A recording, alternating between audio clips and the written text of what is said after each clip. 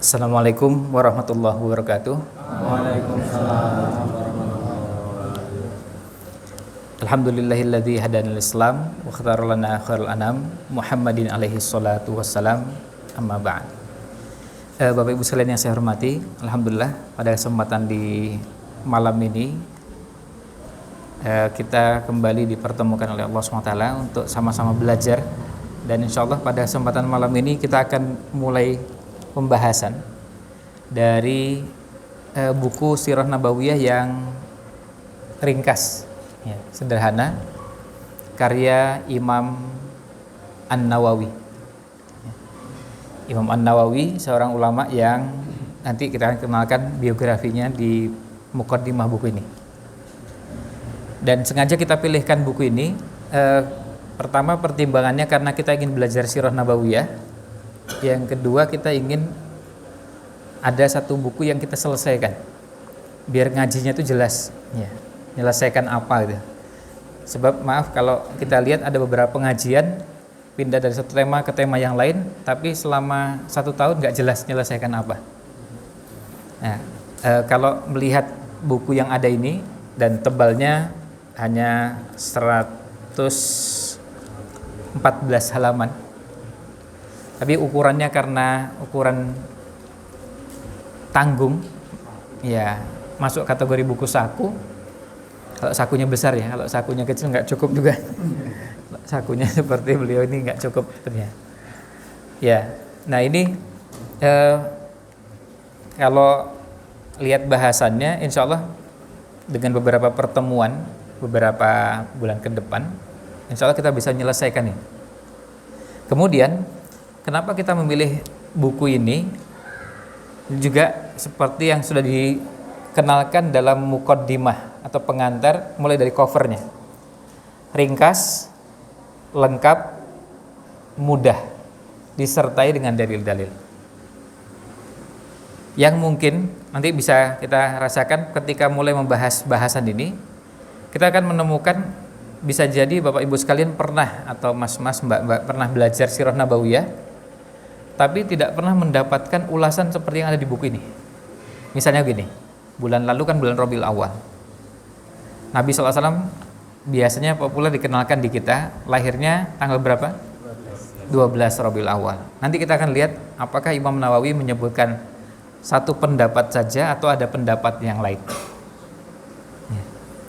Termasuk nanti ternyata hari Senin itu bukan cuma hari kelahirannya, dan Rabiul Awal itu bukan hanya hari kelahiran. 12 Rabiul Awal itu hari kelahiran sekaligus wafatnya. Jadi kalau yang memilih pendapat bahwa Nabi SAW lahirnya 12 Rabiul Awal, kemudian beliau wafat juga di 12 Rabiul Awal, berarti pas usianya itu, kalau orang menyebut 63 tahun, ya pas 63 tahun, nggak kurang nggak lebih. Kalau kita biasanya orang kalau menghitung usia orang, antara lahir dengan wafat itu beda, selisih.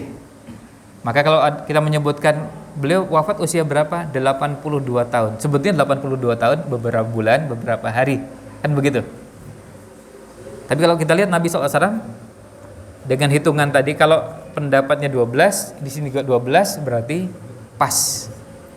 Hanya tidak lebih 1 hari pun. Nah, termasuk nanti dibahas tentang wafatnya Nabi SAW. Bukunya kecil, ya, ringkas. Sampai ketika membahas tentang wafatnya Nabi SAW, dijelaskan siapa yang ikut turun ke makam, menurunkan jenazahnya. Kalau kita pernah belajar tentang anak-anak Nabi SAW, kadang-kadang kita tidak dikenalkan urutannya. Anak pertamanya itu siapa?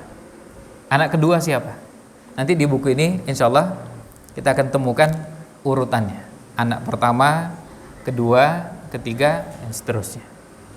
Jadi bukunya ringkas, ya, bukunya sederhana, tetapi apa yang ada di dalamnya ini luar biasa.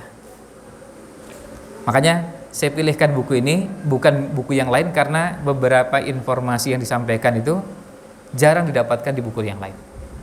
Dan ketika menyebutkan informasi yang ada di Sirah Nabawiyah disertakan dengan catatan kaki sumbernya. Misalnya, Nabi Muhammad SAW namanya Muhammad bin Abdullah bin Abdul Muttalib, terus sampai dengan Adnan. Lalu orang bertanya, itu dasarnya dari mana? Nah, dicantumkan di catatan kakinya, sumbernya hadis Sahih Bukhari nomor sekian. Jadi ketika kita belajar, kita jadi lebih tenang karena jelas rujukannya. Karena kalau kita ini kan bukan orang yang punya keahlian meneliti sendiri, mencari sendiri, kita nggak mampu. Paling tidak kita ngikuti ulama yang bisa dipercaya. Dari mana rujukannya? Rujukannya ini. Kalau ada yang punya pendapat lain, pakai rujukan lain silahkan. Tapi kita punya rujukan yang imamnya ini, ulamanya ini diakui keahliannya, kepakarannya, yaitu Imam An-Nawawi. Ya, itu pengantarnya kenapa kita milih buku ini. Kalau melihat isi bukunya dengan harga bukunya, ini termasuk sangat murah. Karena kalau kita menghargai buku, bukan menghargai kertasnya ya. Kalau kertas, ya kertas itu kan tergantung diisi apa gitu ya. Ya, seperti kalau sekarang kertas dicetak jadi uang kan tergantung uangnya uang berapa dulu. Karena uang kertas kan sama itu. Tapi ketika uangnya cuma 2.000 dengan dicetak uangnya jadi 100.000, kan nilainya jadi berbeda. Berbedanya karena isinya, karena tulisannya, warnanya. Coba kalau 2.000 semua kan nilainya jadi murah. Kertasnya, kertas 2.000 dengan kertas 5.000 kan bahannya sama, pabriknya juga sama. Nah, sama juga dengan buku.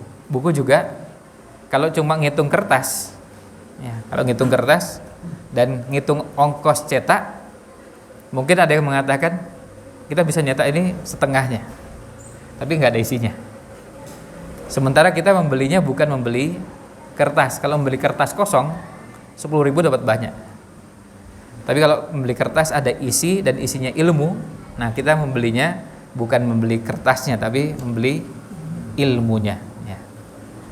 Ya, itu pengantarnya terkait dengan buku yang kita pilih ini. Dan kenapa kita memilih buku ini? Kok nggak pilih buku yang lain? Jadi ini perlu kami sampaikan di awal supaya bisa dipahami kenapa kok nggak pakai buku-buku yang lain. Karena seperti yang pernah kita ceritakan, ada seorang bapak cerita dan tanya, kenapa kok Sirah Nabawiyah itu susah? Lalu dijelaskan, saya ini sudah pernah belajar Sirah Nabawiyah dan pakai buku, tapi kok susah? Kemudian saya tanya bukunya apa? Sirah Nabawiyah karya Imam Ibn Hisham. Buku ini bagus dan sangat bagus. Tapi bukunya tebelnya luar biasa. Bukunya 4 juz, 2 jilid. Satu jilidnya lebih dari 600 halaman. Dan ukurannya besar. Jadi kalau lihat bukunya aja sudah ngeluh.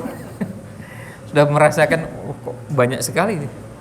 Kok panjang sekali. Dan begitu dibaca, kok penjelasnya panjang lebar kemana-mana. Ya, buku itu bagus tapi bukan untuk pemula.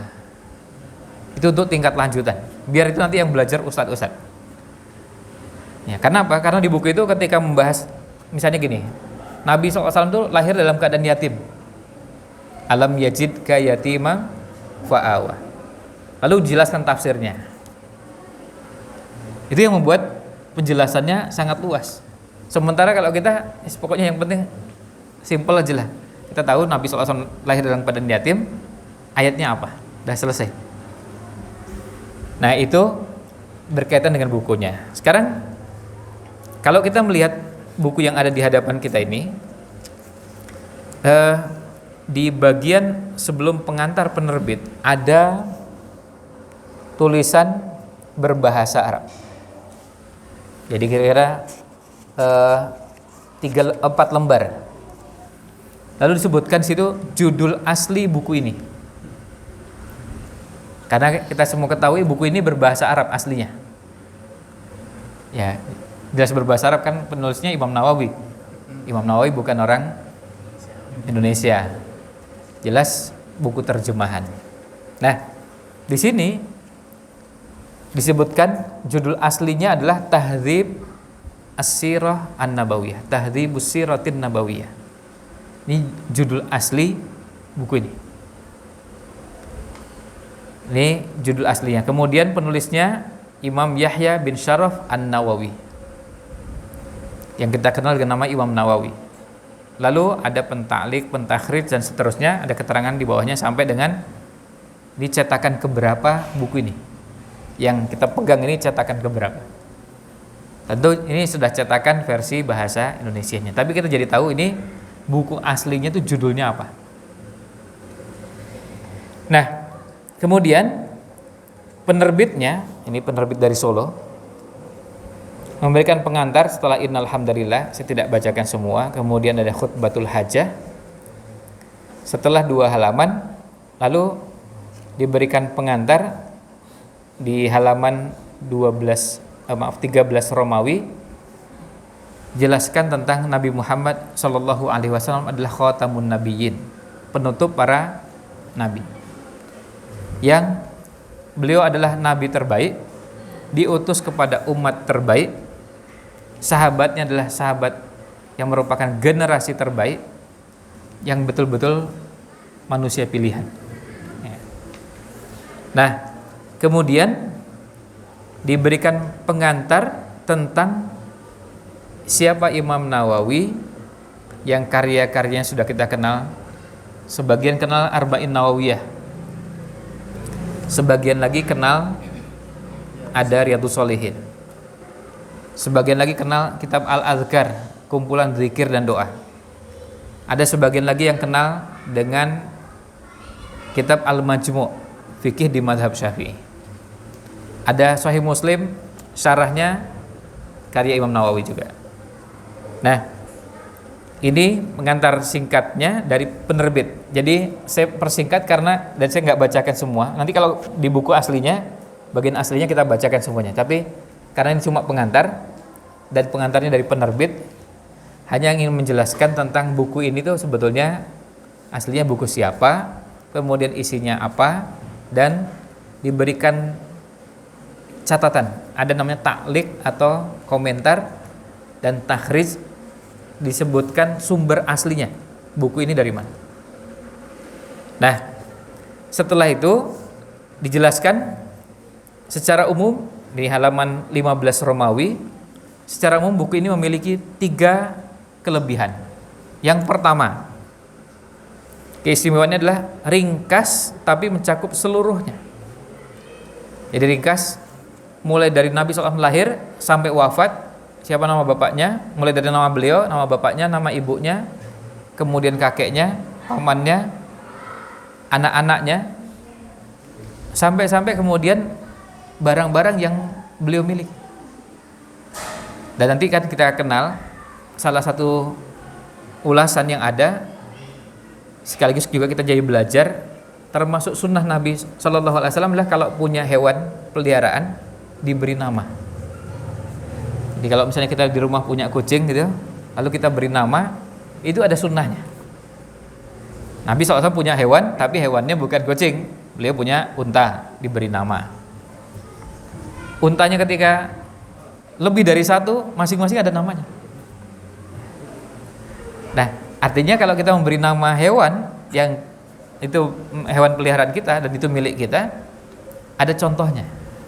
Jadi bukan hanya anak diberi nama, tapi hewan pun diberi nama.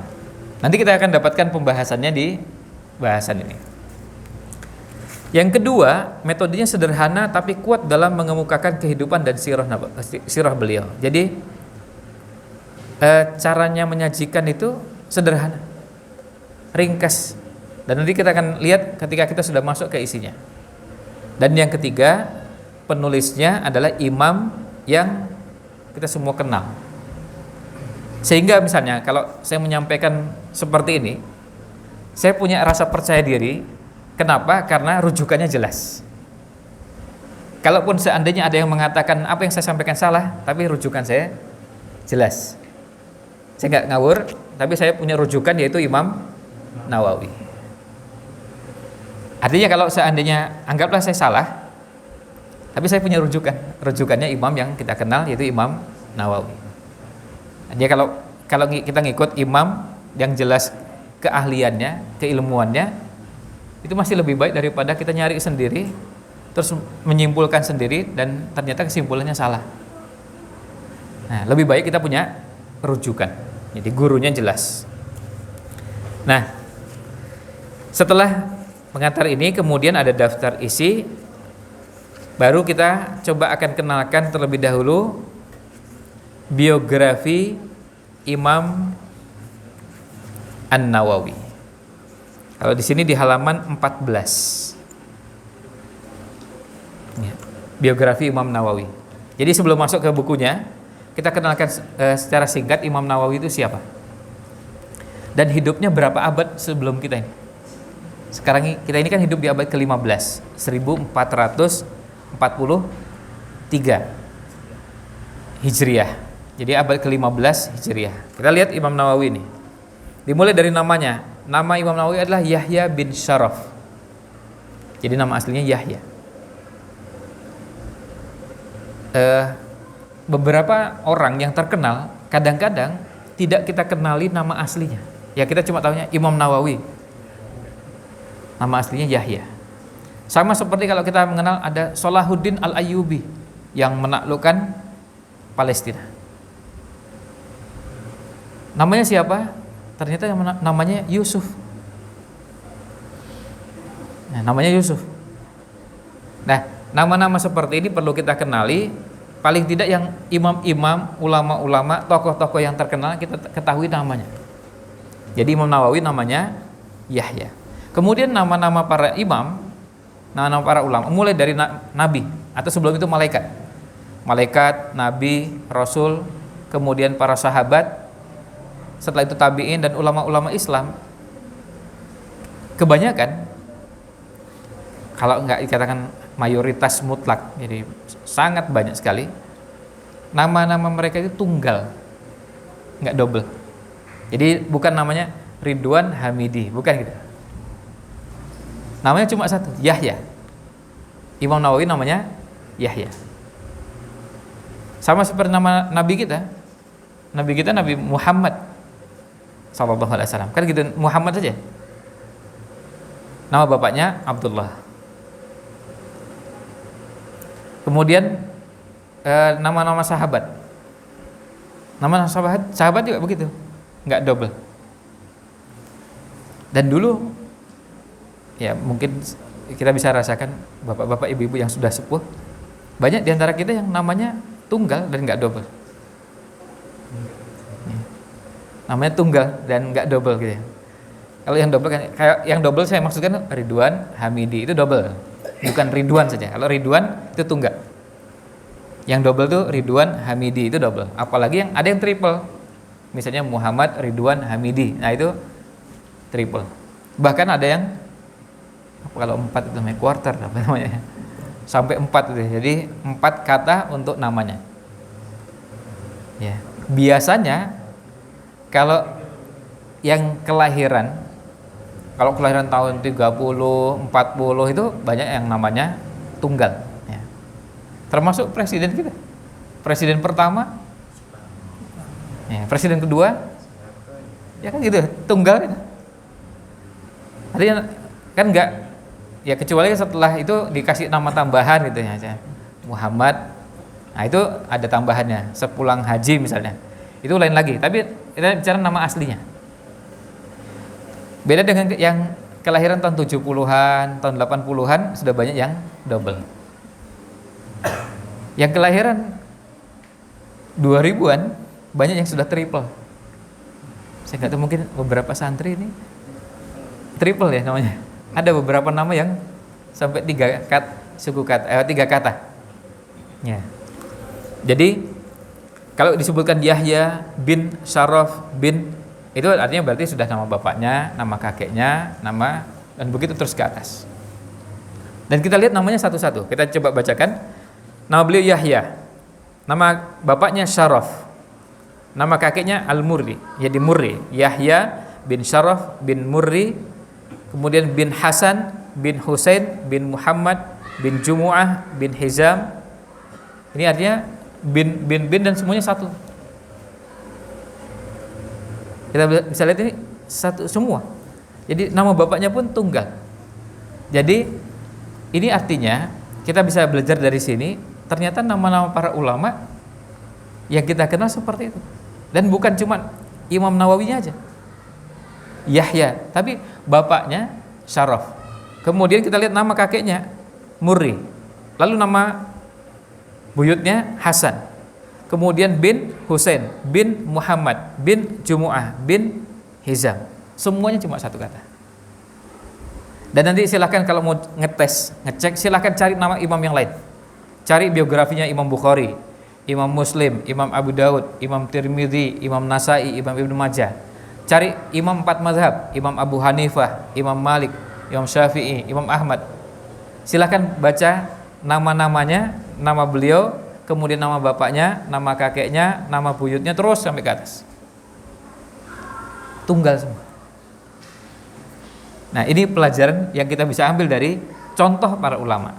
Sehingga kalau sekarang kita dapati mungkin beberapa ustadz, beberapa Bapak Ibu sekalian yang punya putra dan putri, kemudian memberi nama anak tunggal karena ingin mencontoh. Ada contoh dari beberapa ulama, kemudian dari sahabat, ada tabi'in dan yang lainnya, memang ada rujukannya. Ya. Kundiahnya Abu Zakaria, kemudian An-Nawawi, karena beliau dilahirkan di negeri, di wilayah kampung namanya Nawa, maka beliau dinisbatkan ke situ jadi Nawawi. Sama seperti kalau misalnya seorang dilahirkan di Bantul, maka Bantuli. Ya. Kalau Sleman, Slemani. Ya. Bukan Slemania ya. Ya. Nah, kemudian begitu semuanya. Silakan cari kota apa, kemudian biasanya ditambahkan ya. Ya, kalau dengan huruf Latin dia dengan i. Misalnya kalau Tegal berarti Tegali. Ya. Kalau Brebes, ya, ya. Jadi lain maknanya ya. Ya. Ya, itu berkaitan dengan nisbah. Jadi beliau berasal dari daerah itu. Dan itu bisa kampung, bisa desa. Kalau sekarang desa, kelurahan, kecamatan bisa. Atau kota. Jadi bisa, termasuk juga ya kalau sekarang kabupaten kota sama. Nah, beliau dilahirkan tahun 631. Sekarang kita 1443. Kan artinya berarti jarak kita dengan beliau ini sudah berapa abad nih? Ya, 900-an ya. Ya kira-kira itu. Artinya beliau hidup dengan jarak yang sangat jauh. Apa pelajaran yang kita dapatkan? Inilah yang namanya berkah. Imam Nawawi sampai akhir hayatnya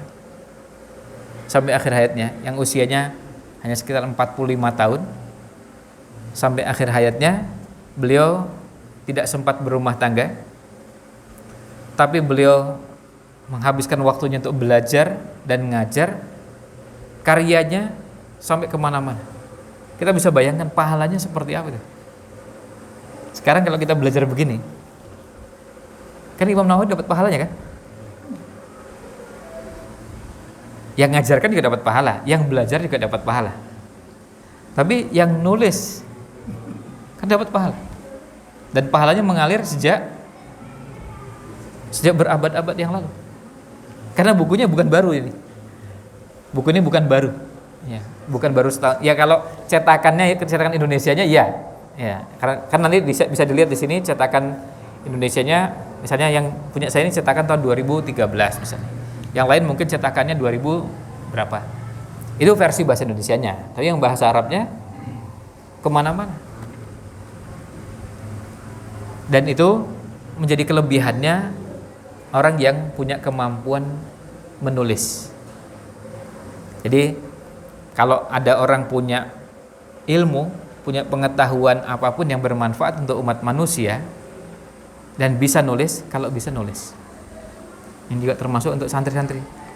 Perlu ada latihan dan belajar nulis. Supaya apa? Supaya nanti apa yang sudah kita ketahui itu kalau ditulis bisa dibaca oleh orang yang mungkin orangnya tinggal di tempat yang sangat jauh. Jauhnya luar biasa. Imam Nawawi, kalau kita ngitung pahalanya, cuma seandainya Imam Nawawi cuma satu buku aja, punya buku ini aja, nggak punya Arba'in Nawawiyah, nggak punya Al-Adhkar, nggak punya Riyadhus Shalihin, cuma ini aja tau. Kira-kira pahalanya sudah berapa banyak? Kalau seandainya cuma ini toh, cuma satu, dan kemudian ini sudah diajarkan kemana-mana, dan ini bukan cuma diterjemahkan ke dalam bahasa Indonesia, nggak hanya berbahasa Indonesia, ada yang versi bahasa lain, yang sudah pasti yang berbahasa Arab, bahasa aslinya. Kan yang baca, ya kita nggak tahu berapa puluh ribu, berapa ratus ribu, atau juta, saya nggak tahu.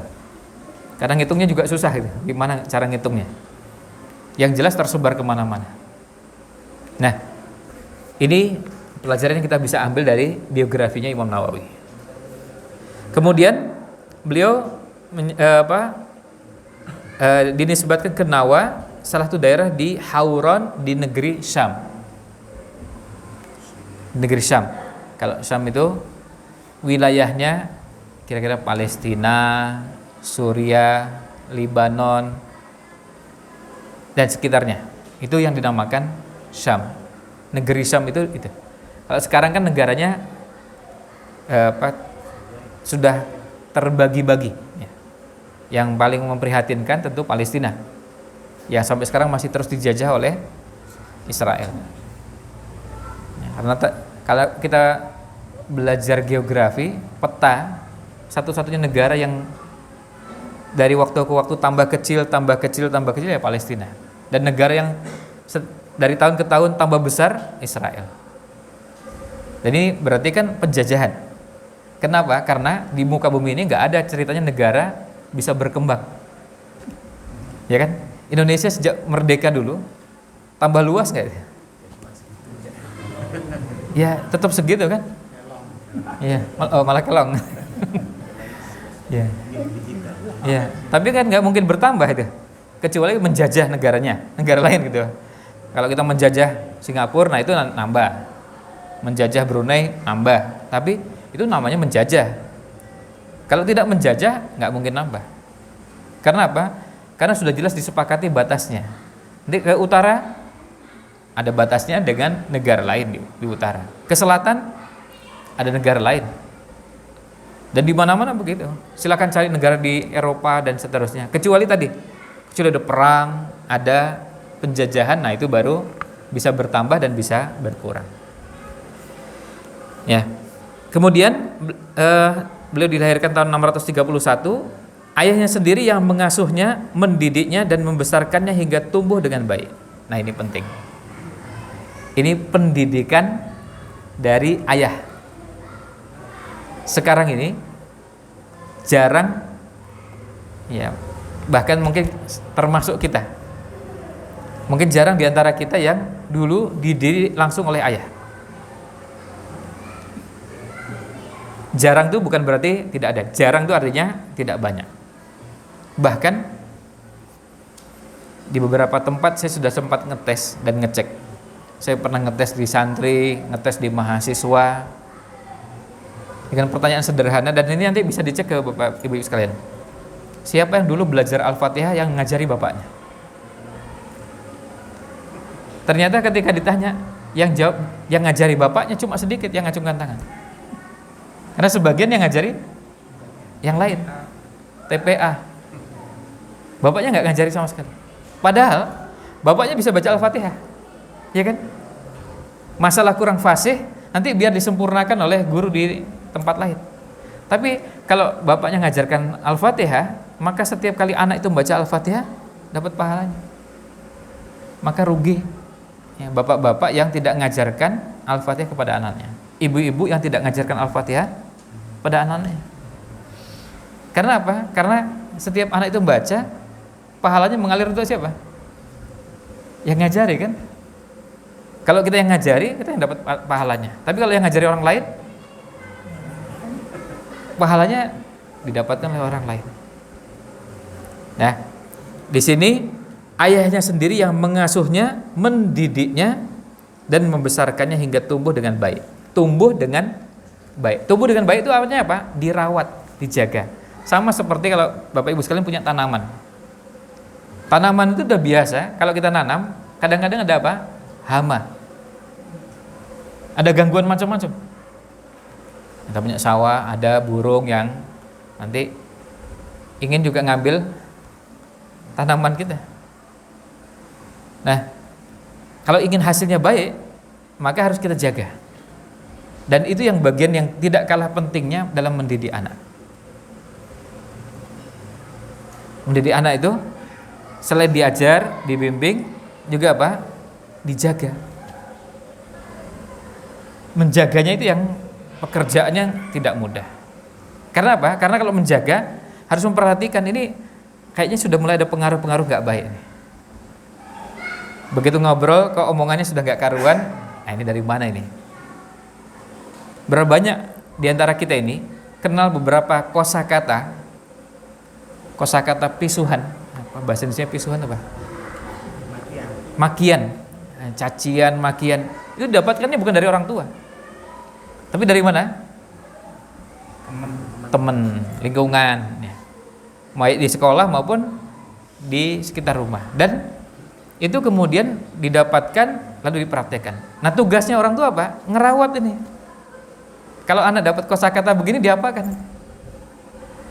Dibimbing, diajari supaya apa? Itu jangan diucapkan. Supaya itu jangan masuk. Sebab kalau dibiarkan, ya sudah nanti. Ya. Biar bisa dapat kosakata tambah banyak dan terlatihnya luar biasa. Sekali misuh itu bisa beberapa kata keluar. Tapi kalau anak yang tidak terlatih misuh nggak bisa itu. Nah, Imam Nawawi termasuk yang nggak biasa gitu. Karena apa? Bapaknya itu merawat itu, menjaga. Nah, itulah yang namanya tarbiyah, namanya pendidikan itu. Jadi bukan cuma sekedar diajari lalu selesai, enggak. Dan itulah tugasnya. Kenapa sekarang ini kita perlu ikut peduli ketika kita menyerahkan pendidikan kita ke sekolah, ke perguruan tinggi atau apapun namanya, karena kita harus memastikan ini betul-betul diperhatikan enggak pendidikan anak saya. Kan orang tua kan khawatir ketika kuliah kampusnya sudah bagus-bagus, dibiayai, ternyata kemudian peraturan yang ada di kampusnya melegalkan titik-titik ya. Sudah tahu semua ya. Peraturan yang baru rame dibicarakan dan diprotes oleh Majelis Ulama Indonesia, Muhammadiyah, dan ormas-ormas Islam yang begitu banyak, kemudian pakar-pakar pendidikan, pakar hukum yang banyak mempersoalkan peraturan Menteri Pendidikan nomor 30 tahun 2021. Nah, masalahnya tetap terus dijalankan. Sudah dikritik, dapat masukan, komentar MUI nggak digubris, Muhammadiyah nggak digubris. Kita kan tambah khawatir nih. Kalau kita menerapkan seperti caranya apa? Bapaknya Imam Nawawi merawat itu ya. Merawat anak itu ya memang harus diperhatikan semuanya. Kan sama seperti kalau kita ngerawat anak itu, makanan kan nggak bisa sembarangan kan? Makanan nggak bisa sembarangan diberikan. Coba ada makanan-makanan yang berbahaya. Kita pasti sebagai orang tua pasti kita berpikir, sebentar, jangan makan sembarangan. Makanan yang kotor itu makanan fisik yang akan masuk ke mulut. Sama juga dengan pikiran yang masuk ke otaknya. Cuma sayangnya sebagian orang tua hanya sibuk mikirkan fisiknya aja. Yang penting makannya, minumnya, pakaiannya. Terus isi kepala dan hatinya gimana? Isi kepalanya apa? Nah, Imam Nawawi itu alhamdulillah dapat pendidikan yang baik dari bapaknya. Doa yang sering kita panjatkan apa? Doa untuk orang tua itu apa? Rabbighfirli wali walidayya warhamhuma kama rabbayani shaghira. Terjemahnya apa? Rabbighfirli, wahai Rabbku, ampunilah dosaku, wali walidayya, dan dosa kedua orang tuaku, warhamhuma, dan sayangilah keduanya, kama rabbayani shaghira, sebagaimana keduanya telah rabbaya, berarti apa? Mendidik, merawat, sampai kemudian seperti yang disebutkan di sini. Jadi mengasuhnya, mendidiknya, membesarkannya hingga tumbuh dengan baik. Sejak apa? Shaghiran, sejak kecil. Dan orang tua sayangnya luar biasa sama kita. Sampai-sampai kita mau lari aja, karena khawatir jatuh, orang tua, sih, jangan lari. Karena khawatir kalau kita jatuh, itu saking sayang. Nah, itu tandanya ada pendidikan yang diberikan oleh orang tua kepada anak. Imam Nawawi dapatkan itu dari siapa? Bapaknya. Nah, ini sekaligus peran penting yang diharapkan oleh kita semua. Ayo bapak ini berperan. Sebab gini, sebagian bapak itu merasa karena sudah sibuk mencari nafkah, terus nggak ngurusi pendidikan anak.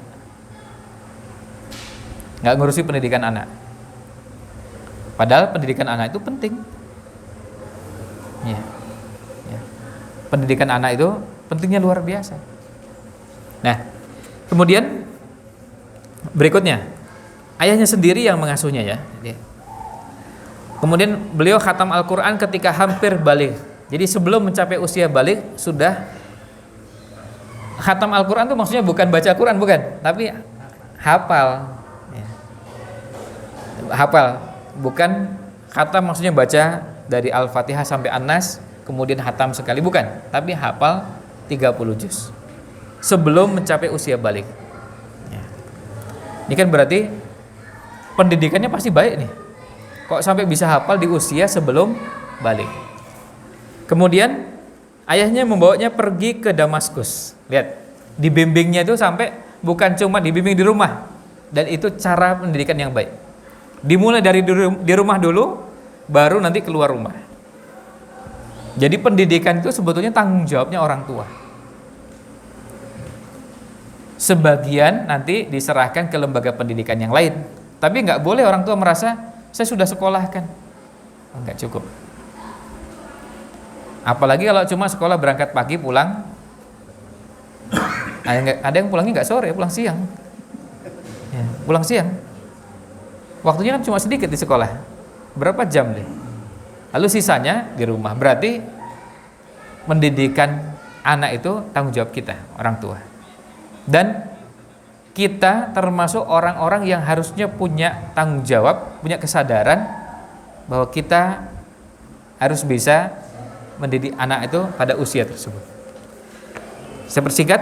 Kemudian coba kita lihat ya, tadi dari Nawa setelah hafal Quran diajak oleh bapaknya belajar ke Damaskus. Di sana beliau belajar kepada para ulama saat usianya 19 tahun. 19 tahun tuh lulus SMA ya. Kira-kira begitu ya. Beliau adalah seorang yang sangat bertakwa, selalu bertobat kepada Allah dan takut padanya sejak usianya masih sangat belia. Jadi kesolehannya Imam Nawawi itu sudah terlihat sejak masih usia anak-anak. Jadi yang namanya mendidik keimanan dan ketakwaan tuh bukan nanti kalau sudah tua baru bertakwa, enggak. Bertakwa itu sudah dimulai dari sejak belia, sejak anak-anak. Makanya sekarang kenapa ada pendidikan Islam yang ingin menanamkan nilai-nilai ketakwaan itu sejak anak-anak. Pasti kalau mengambil contoh salah satunya adalah Imam Nawawi. Kenapa? Karena ini salah seorang imam yang kisahnya sangat masyhur. Kalau betul-betul merujuknya kepada sejarah Islam. Yang diajak main-main tuh, beliau nggak mau. Sesekali orang itu perlu refreshing iya. Tapi ketika yang lain main terus beliau nggak mau. Bayangkan sejak kecil lalu kemudian sampai bisa mengatakan begini, saya ini diciptakan bukan untuk main-main. Ini kan kalau muncul dari anak kecil luar biasa. Kalau muncul dari orang tua, orang mengatakan ya pantas, dewasa, sudah matang. Tapi ini munculnya dari anak kecil. Nah, itu biografi singkat dari Imam An-Nawawi, dan nanti ada beberapa hal lain yang ya berkaitan dengan kehidupan beliau. Mudah-mudahan dari ulasan yang kita dapatkan ini ada banyak manfaat yang kita bisa ambil. Tentu manfaat itu yang paling penting untuk diri kita sendiri sebelum untuk orang lain. Dan kita berharap mudah-mudahan dengan paparan ini banyak kebaikan yang kita bisa ambil, kemudian kita bisa renungkan, dan setelah itu ya kita praktekkan, kita amalkan. Kalau yang sudah berumah tangga dan punya anak, kalau seandainya terlanjur mendidik anak itu belum baik, ya mulai sejak sekarang taubatlah dan kemudian mulai berbenah, mendidik dengan baik. Dan kita ingin ke depan itu muncul keluarga-keluarga yang seperti bapaknya Imam Nawawi. Dan sebagai penutup, biasanya ada ungkapan, di balik orang besar itu ada orang hebat yang melahirkannya. Imam Nawawi orang besar yang kita kenal karya-karyanya. Ternyata sejak kecil ada bapaknya yang turut membimbing dan mengarahkan. Di rumah sampai ketika belajarnya kemana, belajar sama siapa, di usia berapa, itu diantarkan, dibimbing. Itu artinya berarti betul-betul dikawal dan dijaga. Demikian ulasan kita untuk malam ini. Mudah-mudahan sekali lagi ada manfaatnya. Mohon maaf jika ada yang kurang berkenan. Kita akhiri, subhanakallahumma wa bihamdika asyhadu an la ilaha illa anta astaghfiruka wa atubu ilaik. Assalamualaikum warahmatullahi wabarakatuh.